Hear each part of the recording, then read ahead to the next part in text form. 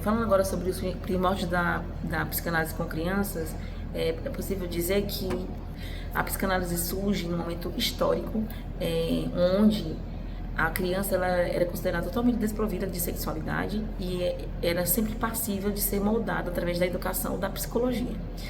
E aí Freud ele vai fazer uma revolução, né? Vai polemizar um pouco na época, mas vai criar uma revolução, uma mudança de paradigma, em três momentos em particular, né? Primeiro, quando ele vai falar da teoria da sedução.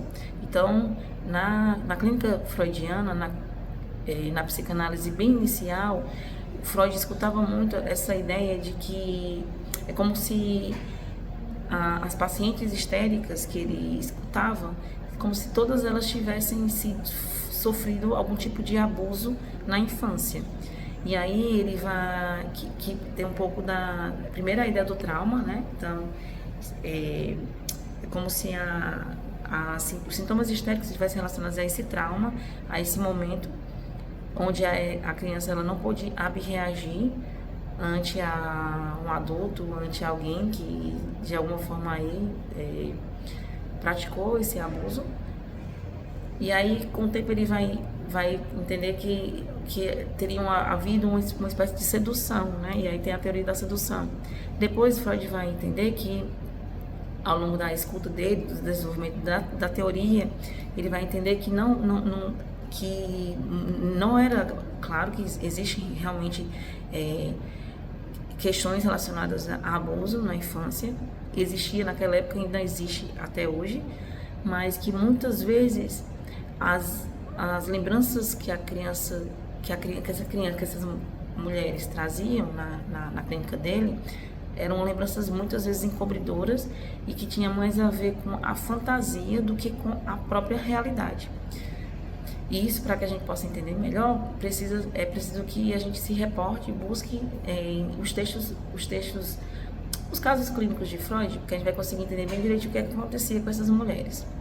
E aí, depois, Freud vai lançar um texto, um artigo, um livro bem, que assim, é um divisor de águas, né? É paradigmático realmente, que é a teoria quando ele vai falar dos 3 ensaios sobre a teoria da sexualidade, de 1905, e aí ele vai mostrar que a criança, o infante, ele possui uma sexualidade perverso polimorfa, mas assim, é uma sexualidade totalmente diferente da sexualidade genital dos adultos. Então, para que a gente possa entender realmente o que é essa ideia de sexualidade infantil, a gente tem que estudar realmente o que isso quer dizer na psicanálise, né? Porque não é essa sexualidade genital. E no terceiro momento, que vai ser paradigmático e vai trazer até muitos problemas para Freud naquela época, é quando ele vai mostrar que existe a pulsão. Ele vai revelar esse conceito de pulsão, né, que vai mostrar que existe uma diferença entre necessidade e desejo. Então, ao longo do processo de constituição subjetiva, por exemplo, a criança, ela se alimenta, ela mama porque ela tem fome, ela se alimenta. Depois, ela não vai se alimentar mais, assim, mamar, por exemplo, porque tem fome. É porque a necessidade, ela começa a se alinhar com o desejo, né? Com o estar próximo da mãe, ser acalentada, né? Então, assim, esse conceito de necessidade e de desejo também é um conceito muito importante na psicanálise infantil. E mostra que, não só também na psicanálise infantil, mas de forma geral, que muitas vezes, em matéria de seres humanos, de psique, necessidade, não tem nada a ver com desejo, é totalmente diferente. Então, também sabemos que Freud ele não analisou nenhuma criança, né? E analisou. Existe um grande caso clínico de Freud, que é o do pequeno Hans, de 1909, e esse caso ele é considerado realmente a primeira análise com crianças. Porém, o pequeno Hans ele não foi analisado diretamente por Freud.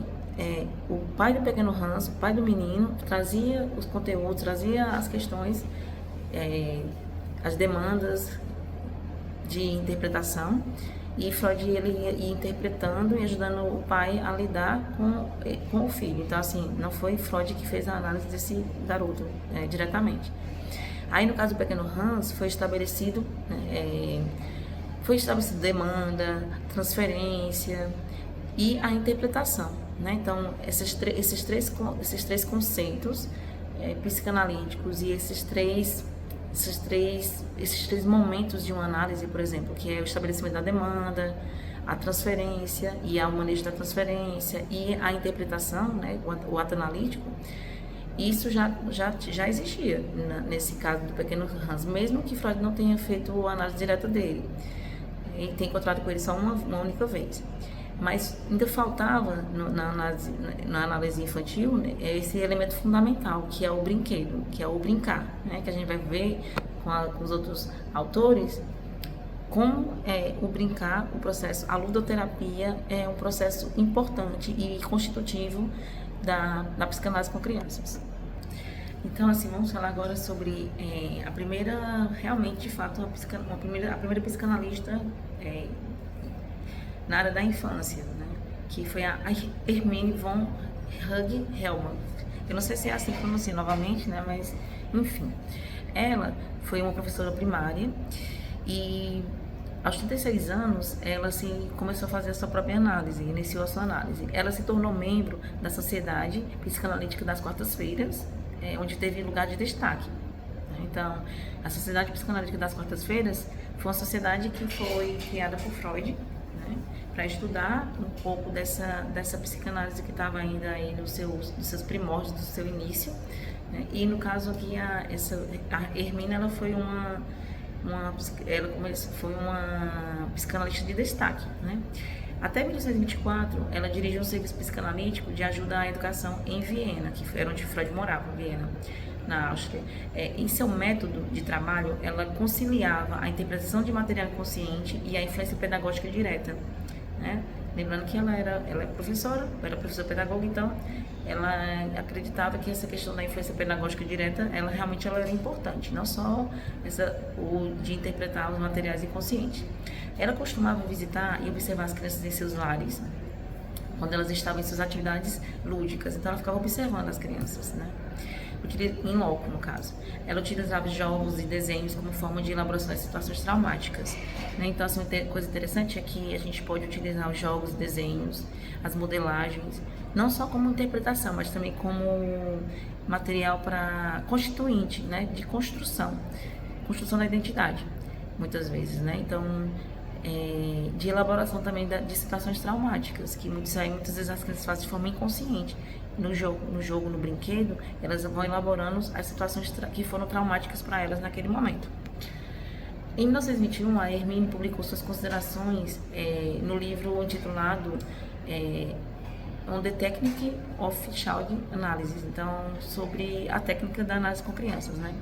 Nesta obra, ela confirma muito das ideias, dos conceitos de Freud, né? Já que ela estava trabalhando com as crianças, né? Realmente, especificamente com crianças, mas entretanto ela começou a desaprovar a análise de crianças, porque elas, muito jovens no caso, né? As jovens demais, porque ela acreditava que elas ainda não tinham passado pelo complexo de Édipo, porque a gente vai ver com Melanie Klein, que aí a Melanie Klein vai falar que esse complexo de Édipo ele não seria do jeito que Freud descreve, né? E aí também ela pensava que o poder que a análise tem de mobilizar o recalque e fortalecer as tendências impulsivas poderia prejudicar a criança pequena. Então, por isso que ela não indicava para crianças pequenas. E aí o analista deveria sempre se contentar com êxitos parciais e com certas recaídas, né? Então, assim, agora a gente vai passar para Anna Freud, né? E lembrando que são só pinceladas acerca de cada autor. E aí, quem achar interessante pode buscar, pesquisar sobre essas pessoas, né? E aí eu vou deixar sempre o nome delas aí durante o vídeo.